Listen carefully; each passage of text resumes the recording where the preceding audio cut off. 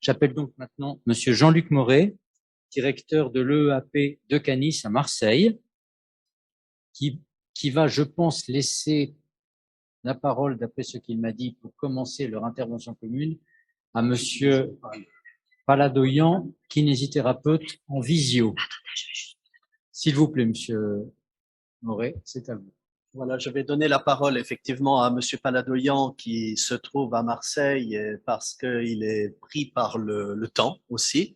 Donc, comme il y a un petit décalage horaire dans nos interventions, je vous propose d'entendre d'abord Monsieur Paladoyan et puis après je reprendrai la parole pour remettre un peu le contexte de la mise en place de l'installation d'un groupe de kinésithérapeutes libéraux dans l'établissement et à la fois sur l'évolution de ce projet et son installation.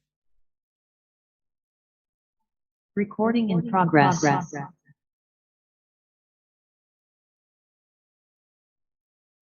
Bonjour à toutes, bonjour à tous.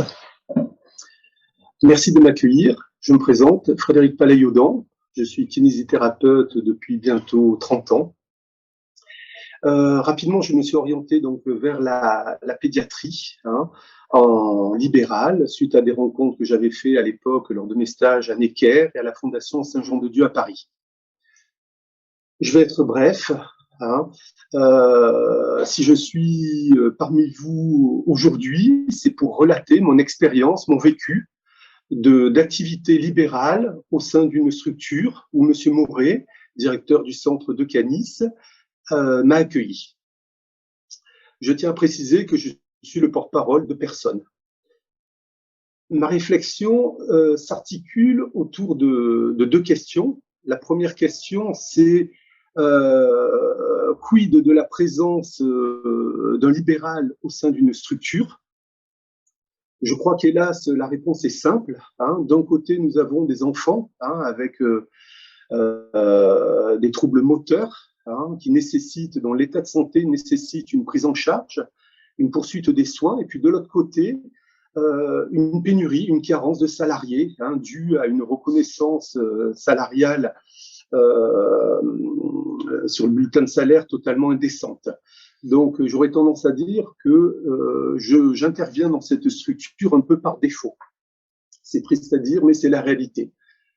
Ma deuxième réflexion porte sur, puisque c'est l'handicap qui nous rassemble aujourd'hui, sur la légitimité que peut avoir un libéral, notamment sur la qualité des soins. C'est vrai que par définition, un libéral aura forcément moins de souplesse, moins de disponibilité qu'un salarié. Son travail ne sera jamais un copier-coller du confrère salarié. Néanmoins, on peut travailler, j'allais dire, en équipe. On peut prioriser, c'est-à-dire mettre de côté certaines réunionites aiguës ou alors des bilans interminables qui sont parfois j'allais dire, favorables. Lorsque je parle de travail d'équipe, le libéral peut facilement échanger avec le médecin rééducateur ou avec les éduques ou alors encore avec tous les autres intervenants. Là où c'est compliqué, c'est lorsque le libéral veut être à la page. C'est vrai que les formations, pour être, j'allais dire, au top des compétences, et c'est toujours un peu plus compliqué. La logistique est compliquée, aussi bien pour se faire remplacer. Les formations sont souvent chronophages et souvent coûteuses. Et c'est vrai que pour les salariés, ça sera toujours plus simple. Et beaucoup de mes confrères m'ont relaté un petit peu ce sentiment, d'ailleurs, lorsqu'ils sont rentrés dans une structure entourée de salariés qui avaient parfois un sentiment d'infériorité. Et pardon pour ma comparaison un peu audacieuse avec le milieu du nautisme, mais j'aurais tendance à dire que souvent les salariés, les confrères salariés seraient considérés un peu comme les voileux et les libéraux un petit peu comme les marins d'eau douce. Ça fait, en tout cas, je suis ravi et très heureux de travailler en équipe. Ça, c'est une évidence. Après, le regret que je peux avoir, c'est ce manque. C'est vrai que je suis formaté comme ça. Tous les jours, je vois des parents dans mon activité. Et c'est vrai que c'est cette privation, entre guillemets, de contact avec les parents. D'autant plus que je trouve que depuis mon activité, je trouve que l'évolution, la relation thérapeute-parent a énormément évolué. Je me retrouve face à des parents moins seuls. Je me retrouve avec des parents peut-être un peu plus impliqués, mais surtout mieux informés. Et j'ai besoin, je trouve, de cet échange. Pour moi, c'est fondamental, même si parfois il y a le revers de la médaille avec des parents qui s'éparpillent dans des prises en charge qui parfois n'ont pas de sens thérapeutique et qui font feu de la fatigabilité de l'enfant et de sa croissance. Mais ça, c'est une réflexion purement personnelle. Enfin, et c'est pour cette raison, pardon, que je m'efforce, hein, mais j'ai ce besoin d'envoyer à la fin de la journée un petit texto aux parents des enfants que je suis. Hein. Alors, ce n'est pas, ça me prend quelques lignes, hein, quelques secondes. Ce n'est pas un résumé de la séance, mais juste quelques petites informations. Et cet échange, pour moi, est vraiment essentiel avec les parents. Voilà. Donc, j'ai essayé vraiment de synthétiser au maximum. Hein, et je crois que cette formule du libéral au sein d'une structure, c'est une sorte de mix, de formule un petit peu hybride. Elle est loin d'être parfaite. C'est une évidence.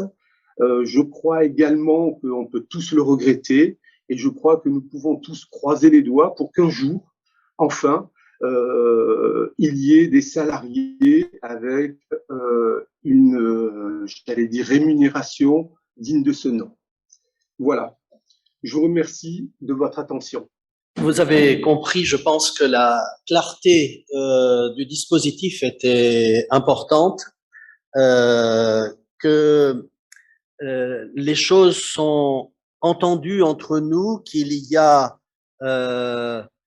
un idéal qui n'existe plus et qu'il y a une autre organisation qui se met en place. Alors, très certainement, dans les actes du colloque, vous allez retrouver ce que nous avions prévu de dire, mais je vais l'adapter d'abord en fonction du temps et puis aussi parce que Jean-Yves Quilien a ouvert très largement ce contexte qui est un contexte que je considère être dans une mutation forcée, mais pas forcément que négative. Alors, je vais me mettre, je sais, un peu en porte-à-faux, peut-être, avec d'autres points de vue. Je le dis parce que c'est quelque chose qui a été travaillé en équipe. Nous l'avons travaillé longuement, pas seulement dans l'EAP, c'est un travail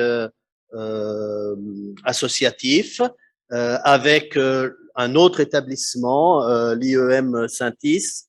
Nous l'avons travaillé avec sous la forme de l'intelligence collective, c'est une méthode de travail, et aussi avec un philosophe. C'est vrai que le contexte évolue, c'est vrai qu'il change. Comme vous venez de l'entendre, l'idéal, c'est un kinésithérapeute à temps plein qui a reçu, au-delà de ses 5 années d'études, qui s'est engagé dans des formations adaptées au polyhandicap, le métayer, etc., qui a été formé à la stimulation basale. C'est quelque chose qui est obligatoire, par exemple, dans notre établissement. Mais ces salariés-là ne viennent plus rejoindre nos équipes parce que les salaires sont effectivement trop bas. Ça, c'est la réalité. Et l'autre réalité, ce sont les 47, voire 57 enfants de l'EAP et tous ceux que nous représentons aujourd'hui. Je trouve important de dire que nous les représentons parce que leur voix ne sera jamais entendue et encore moins comprise sans nous.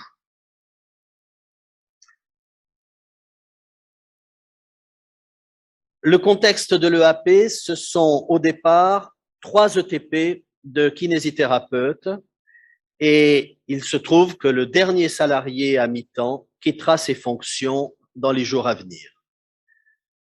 Nous avons envisagé et réalisé plusieurs scénarios. Tous ont été enrichissants et ont apporté des compétences sérieuses dans l'accompagnement des enfants. Je pense en particulier au recrutement des kinésithérapeutes venant d'Espagne ou des pays de l'Europe de l'Est. Je pense aussi aux collaborations avec les instituts de formation publics ou privés. Il y en a un à Toulon, donc à côté de Marseille, pardon, et en général dans les pays francophones et en Belgique, par exemple. Et depuis 10 ans, nous avons enrichi, c'est vrai, nos pratiques avec tout leur savoir, leur manière de travailler, et la trace qu'ils ont laissée est évidente. Mais il ne s'agissait, hélas, que d'un passage. Aussi vertueux soit-il, nos établissements ont besoin d'un minimum de permanence. On a besoin de fiabilité de présence, de constance dans le suivi rééducatif. Alors, dans l'équipe des cadres, d'abord, et ensuite avec les salariés, toutes professions confondues, nous avons travaillé cette notion d'innovation, de recherche de solutions. Et je pense que les changements organisationnels, et je rejoins là Jean-Yves Quilien, ça a été quelque chose d'important dans ce qu'il a dit. Lui le présente sous la forme d'un fonctionnement hiérarchique.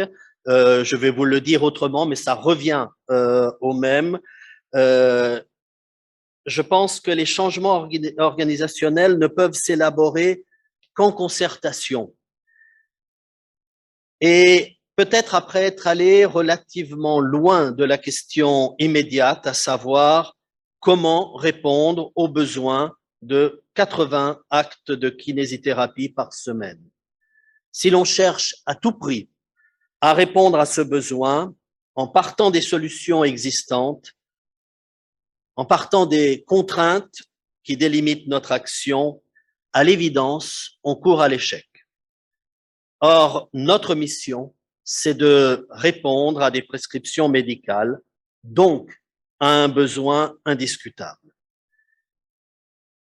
Il est important, essentiel que nos fonctionnements, je vous l'ai dit, se pérennisent, qu'ils s'inscrivent dans un cycle de reconduction. Mais lorsque l'on va rechercher en arrière-plan ce que vivent et ce que pensent les équipes de proximité, on se rend compte qu'il est bien plus important de travailler le passage d'un mode de pensée à un autre que d'un mode de fonctionnement à un autre.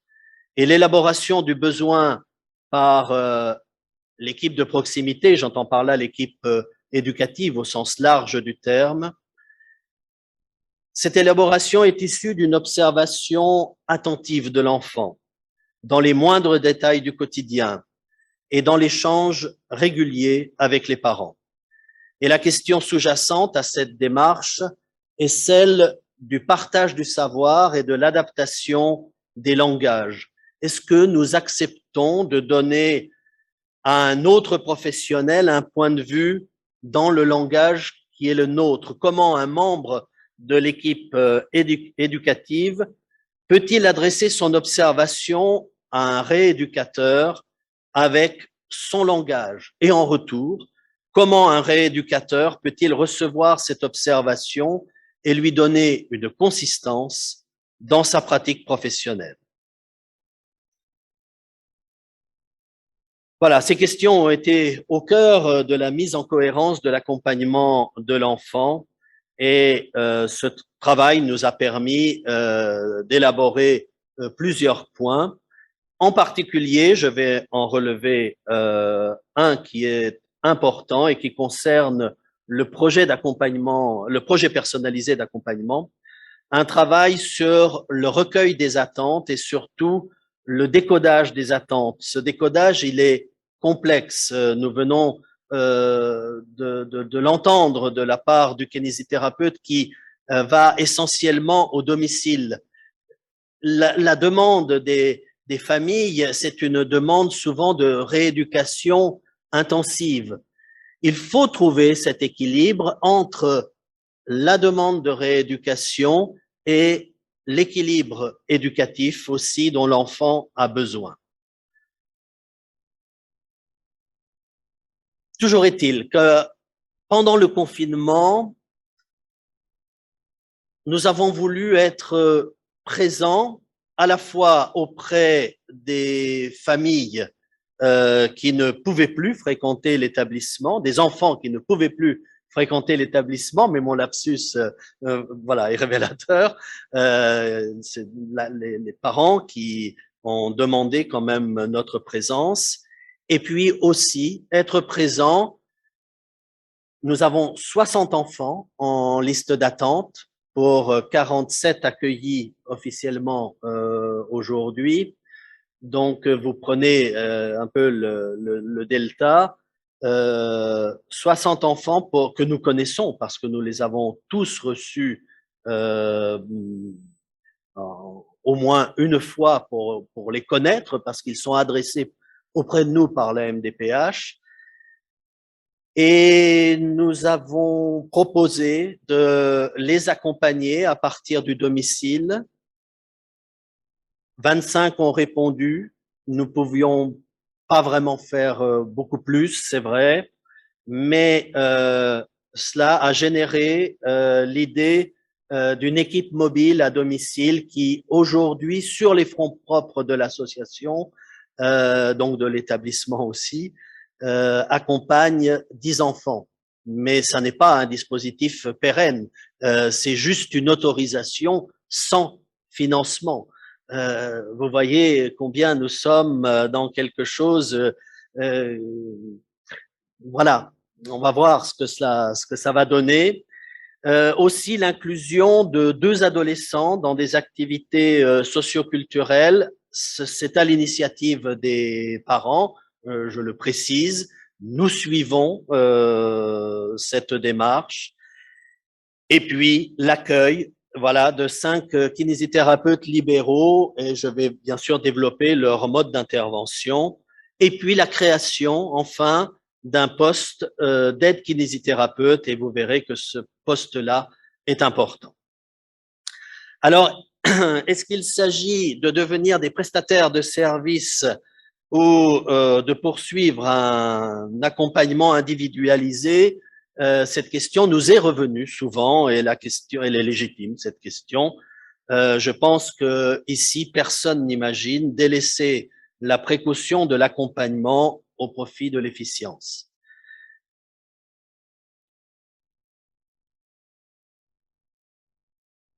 Dans un contexte de restriction des présences de temps de kinésithérapeute, voire de disparition à court terme, nous nous sommes mis à décortiquer ce qui se passait lors de l'accompagnement et d'imaginer comment faire autrement pour que ce soit recevable pour des enfants polyhandicapés. De fait, 2 temps sont apparus très distincts l'un de l'autre.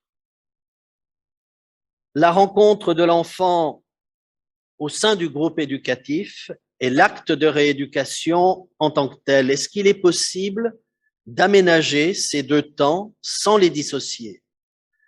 Et nous en sommes conscients, les enfants, et encore plus les enfants polyhandicapés, présentent des risques de morcellement et en conséquence des besoins de stabilité. Nous avons reconsidéré ces temps et au moment où il a fallu se mettre autour de la table pour définir ce que serait le scénario le moins mauvais, le plus réaliste, et je le redis, l'idéal reste l'ancien modèle.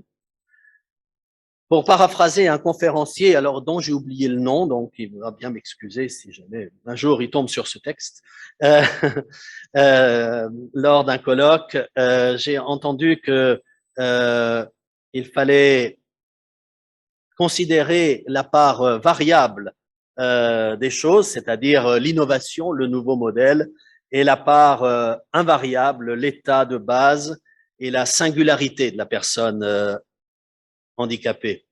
La part variable, vous l'avez compris, est incarnée par la personne du kinésithérapeute libéral. Il intervient sans lien direct et réitéré avec les équipes. Il n'est pas dans la culture de l'établissement, quoique il y entre beaucoup plus facilement que je ne pouvais l'imaginer. Il ne participe pas au temps pédagogique, pour l'instant en tout cas. Peut-être qu'un jour nous trouverons ce financement-là, pourquoi pas. C'est-à-dire les réunions de coordination de projets, les réunions des paramédicaux. Et je l'ai dit très souvent, il n'est pas formé à la stimulation basale, ce qui encore une fois est notre dénominateur commun. Il arrive directement en salle de rééducation, l'enfant est déjà installé en fonction de l'acte à réaliser et la séance va se dérouler pour 20 minutes de mobilisation active. Et la part invariable est incarnée par l'aide kinésithérapeute, c'est-à-dire qu'il conduit l'enfant depuis son groupe éducatif vers l'espace de rééducation, a recueilli les informations du jour, déposture l'enfant de son installation pour l'installer sur la table bobate ou autre, transmet au praticien les informations du jour, prépare la suite et ramène l'enfant dans son groupe avec la transmission qui est nécessaire. La mécanique fonctionne. On y est allé avec beaucoup de scrupules, en marchant sur des œufs, comme on dit, et nous restons très attentifs à l'évolution, très attentifs au dérapage que cela pourrait générer. Et si l'on peut considérer que cela fonctionne, c'est en partie parce que nous avons pu instiller effectivement de l'invariabilité dans ce qui est variable dans notre fonctionnement. Et la première stabilité, elle est relationnelle. Tous les enfants ont identifié le rôle et la fonction de l'aide kinésithérapeute. Vous allez le retrouver dans le témoignage que je vais lire d'un autre membre de l'équipe de kiné. Toujours d'un point de vue relationnel, le relais entre l'aide kinésithérapeute et le praticien se fait devant l'enfant. J'insiste pour cela, à savoir que c'est une relation à trois, c'est pas un paquet que l'on vient déposer et sur lequel on va agir. Il y a une relation, il y a un temps de parole entre eux. Et enfin, toujours de ce point de vue, le fait d'avoir conscience de la nécessité de devoir rester au plus près de la réalité de l'enfant, cela réduit l'écart entre le désir de réussir, ça c'est important, entre le désir de réussir et la capacité à respecter le besoin de l'enfant. La deuxième stabilité, c'est celle de la coordination. Elle n'est pas parfaite dans l'exercice des intervenants libéraux, c'est évident, mais elle existe. Dans le cas des praticiens salariés, elle n'est pas non plus toujours parfaite. L'un des repères de cette coordination, c'est l'acquisition et l'usage d'un langage commun. C'est quelque chose qui a été travaillé, que l'on poursuit, qui n'est pas facile. Mais voilà, c'est en tout cas c'est pensé. Et puis la troisième stabilité, elle peut sembler évidente, mais peut-être qu'elle n'est pas tant que cela en fait. Elle est issue de la qualité du dossier médical de l'enfant ou du dossier unique de l'enfant et des informations qui sont déposées. On a à notre disposition aujourd'hui des logiciels qui nous permettent de faire des choses plutôt bien. Donc, si j'ai encore 2 ou 3 minutes, ça va, hein, lire le. Donc là, je parle plus en mon nom propre, mais au nom de Madame Beck, qui est l'une des kinés rééducatrices. Je fais partie de l'équipe des kinésithérapeutes libéraux intervenant au sein de l'EAP de Canis. Je reviens pas sur son CV pour aller plus vite. De mon point de vue, la prise en charge kinésithérapeutique des enfants polyhandicapés de l'EAP est concluante. La rééducation se déroule dans un lieu connu de l'enfant, entouré de ses intervenants habituels. Notre patient se trouve d'emblée dans d'excellentes prédispositions pour le déroulement de son soin. À mon sens, le travail au sein de notre cabinet ne serait pas aussi efficient. En deuxième point, le lien et la transmission avec l'aide kinésithérapeute est un réel atout. Au sein de l'établissement, depuis de nombreuses années, elle est au fait du fonctionnement des équipes et possède une réelle connaissance et de nombreuses compétences avec l'enfant et son appareillage. En troisième point, nos activités de rééducation avec l'enfant polyhandicapé sont enrichies de nos formations diverses, de la variété de nos activités libérales acquises au fil des ans et des parcours individuels de chacun. En quatrième point, les nouveaux outils technologiques nous permettent de communiquer selon le rythme, le besoin et les disponibilités de chacun. Les échanges et les retours avec les équipes se font sur place, mais aussi via une plateforme mise à disposition de l'établissement. C'est le logiciel Hermès qu'un certain nombre d'entre nous ici connaissent. Voilà, j'arrête là cette présentation. Vous la retrouverez dans les actes dans son entier, mais c'est un retour d'expérience. Je vous le soumets, tout en vous redisant que ça n'est pas un idéal, que c'est en travaillant ensemble qu'on arrive à adapter et à trouver des réponses. Merci.